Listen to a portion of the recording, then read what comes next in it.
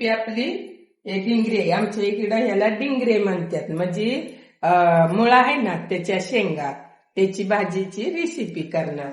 ते आपल्याला गवारीगत फक्त नीट करून घ्यायचे. तर आता नीट करून घेऊया आणि मग सुरुवात करूया. असे नीट करून घ्यायचे. तर आता आपण हे नीट करून घेतलेले आहे. त्याला आता आपण गॅस चालू करून पहिला घेऊया. गॅस चालू करून घेऊया. गॅसवर कढई ठेवलेले टाकून देऊया. त्याला हे धुवून घेऊयात. आपण घेतलेलं आहे.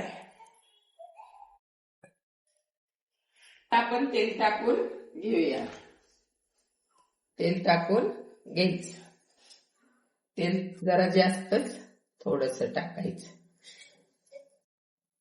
आता त्याला आपली जिरी मोहरी थोडी आधी टाकून घ्यायची. जिरी मोहरी, कांदा एक कापलेला ते टाकून घ्यायचा. तर चांगला हलवून घ्यायचा.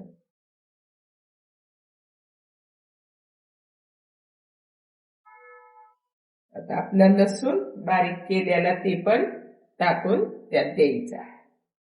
त्याला पण चांगला भाजून घ्यायचा. टोमॅटो पण एक टाकून द्यायचं त्यात. त्याला पण आता आपण छानपैकी हलवून घ्यायचे. छानपैकी आपला भाजलेला. आता ही आपली शेंग मुळ्याची टाकून घ्यायची.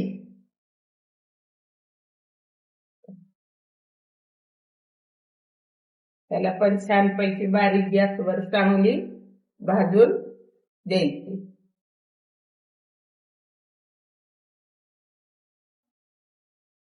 पण मीठ टाकून भाजून घ्यायची. त्याला छानपैकी मापानं मीठ टाकायचं. लाल तिखट मधली करायची या. त्यामुळं हिरवी मिरचीची पण करतात. तुम्हाला मिठातली पाहिजे तर मिठातली पण करू शकता. तशी जशी पाहिजे तशी. मिरची पण बनवतात. त्याची रेसिपी पाहिजे तरी देईन. कमेंट करून सांगा, देईन. एकदम छानपैकी बनते. आता याला आपण थोडीशी कोथिंबीर वरनं सोडून देऊ आणि त्याला थोडस हलवून घ्यायचं. आणि मग मिडियम गॅसवर झाकून ठेवायचं. त्याला मऊ होऊन द्यायची मिठात.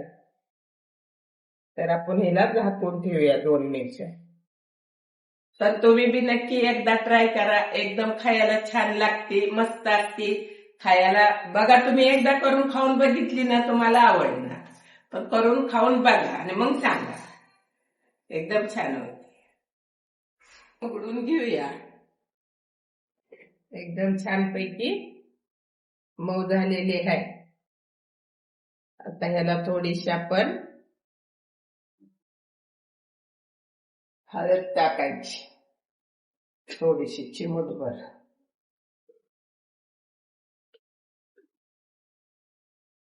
धुवून घेऊया.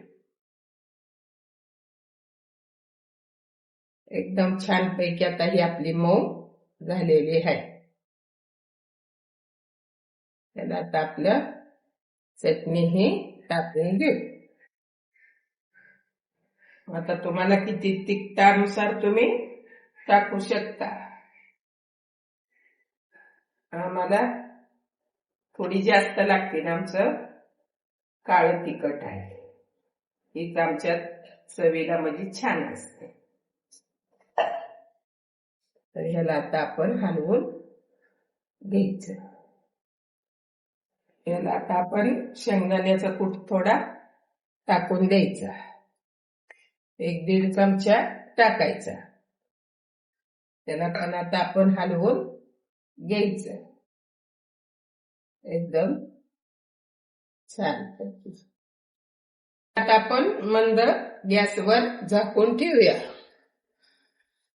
मग 1-1.5 मिनिटात आपली भाजी तयार. एकदम छानपैकी खायला. तुम्ही बी नक्की बघा एकदा करून कशी लागते. लाईक करा, शेअर करा, कमेंट करा, सबस्क्राईब करा.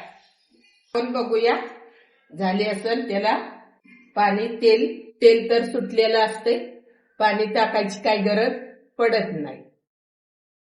एकदम छानपैकी आणि मऊ पण झालेली, शिजलेली आहे. लगेच कळतं बघूनच, एकदम मऊ झाली. पण हिला थोडं अजून होऊन देऊया आणि काढूया. तर आता आपण काढून घेऊया भाजी. तर काढून घेतलेली आहे बघा, एकदम छान पैकी झालेली आहे. मस्तच, खायला पण एकदम छान लागणार. एक नंबर. खाऊन बघा कशी लागते ती, एकदम छान लागणार. तुम्ही बी नक्की एकदा ट्राय करा. आमच्या इकडं तर डिंगरे म्हणतात, तुमच्या इकडं काय म्हणतात त्या शेंगाला ते पण सांगा.